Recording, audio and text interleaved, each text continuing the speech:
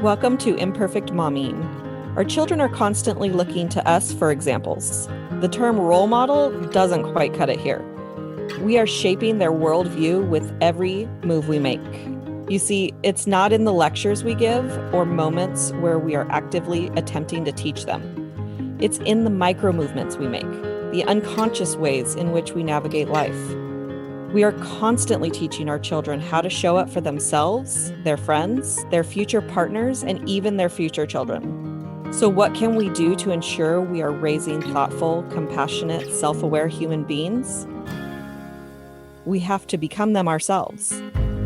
No one is perfect, but we can still all be better, and it starts with self-healing. Let's get to it.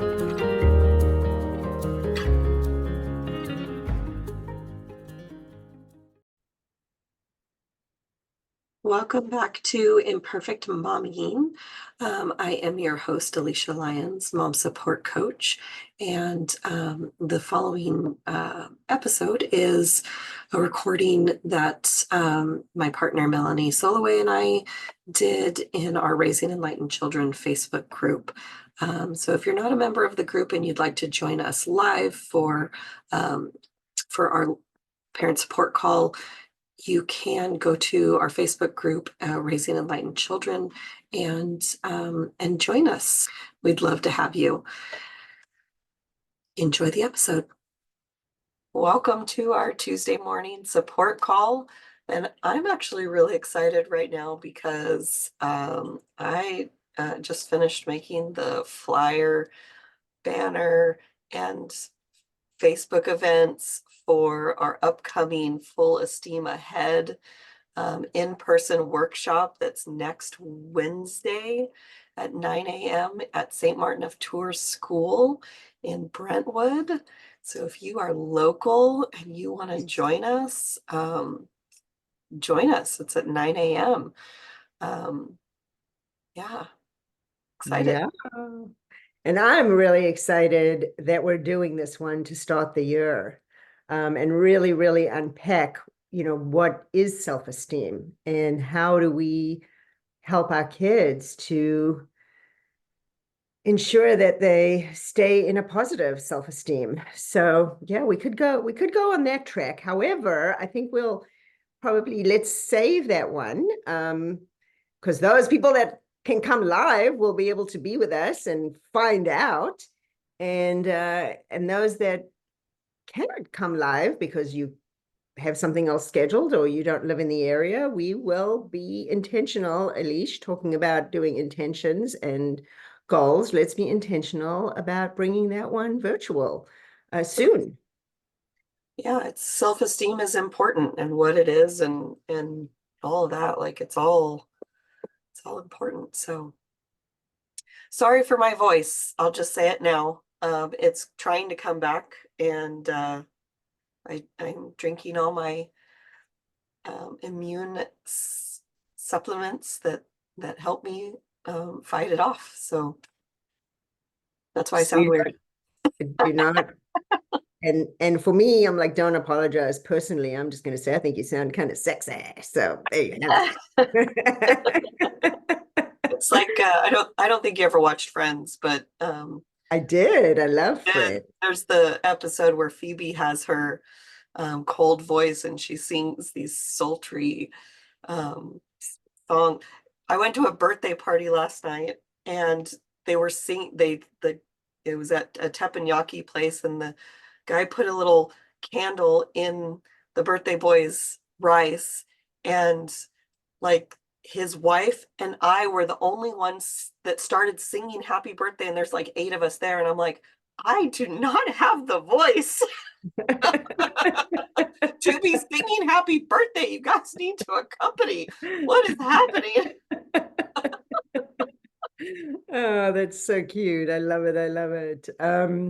Yeah, and I told a friend last week, because I know one of the things that I'm really learning is that, I am a writer and I am an artist and I am all these things that I forgot, right? Like it's coming back and I'm enjoying them and blah, blah. But if I'm, really, I mean, my husband is like a professional musician, and has very sensitive ears and is one of the kindest humans on the planet. But literally, if I sing, I think I hurt his ears.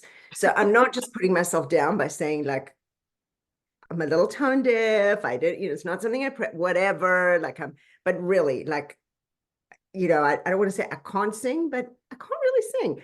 And I said to my girlfriend, let's go to karaoke. Like, I want to go to karaoke.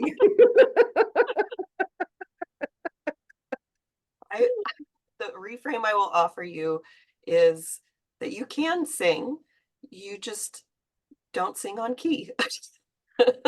Right. And I might hurt some people's ears. So what I could do is I could bring, I could be really kind, and I could bring some, I could just sing in private. That's one thing I could do. And the other thing I could do is if I'm going to go out in public and do something publicly karaoke wise, I could think about bringing some earplugs with me and just offer them. And that way people have a choice, like that's there you have it. So I do want to reveal my word. Last week we were talking about intentions, and one of my intentions, Alish, I thought my word was, I had gone with a girlfriend, a dear friend. We had a day together and we were wondering, she used the word wonder, WANDER. And I thought she said wonder, WONDER. And I was like, ooh, that was a good word, So I thought my words for 2024 were going to be wonder and wonder, like they were going to be both of those, just spelled with an A or an O. And then the other word that came to me was insight, which is, having like something's in sight, like what we can see is in our sight, but sometimes it's what's not in our sight. It's what's beyond our sights, to have the insight to know what it is. I really thought those were going to be my words for 2024. And as you know, you and I did that really cool workshop on finding your word for 2024. And the word that came to me, drum roll, please. All right, I see the motion. I'm not hearing it. I should have brought drum rolls today. Yeah. So the word that came, canceling it out because I was what actually happened? banging on the desk. I was banging on the desk. Oh, that's funny. Yeah. Did you hear it? No, What? it's Zoom just cancels noise out, which is nice, but Oh, okay. Now I'm banging really hard and you can't hear it. All right. Pause the drum roll. So my word that came to me, which was really like kind of a little bit surprising, because it was the word that rose up from, my soul self. That was my inner voice that arose, that gave me that word, which is trust. And the thing that I've really been learning to trust is my higher power. I've been really in the last couple of years really consciously connecting. I guess growing up, I peripherally like believed there was a God. I believed there was a higher power, sort of was in my like peripheral vision.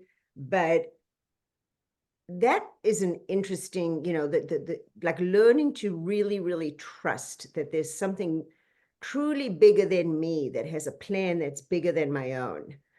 And the work that I've done around that, because, my motherhood journey, as you know, has not been it has not been a trip down easy street. And,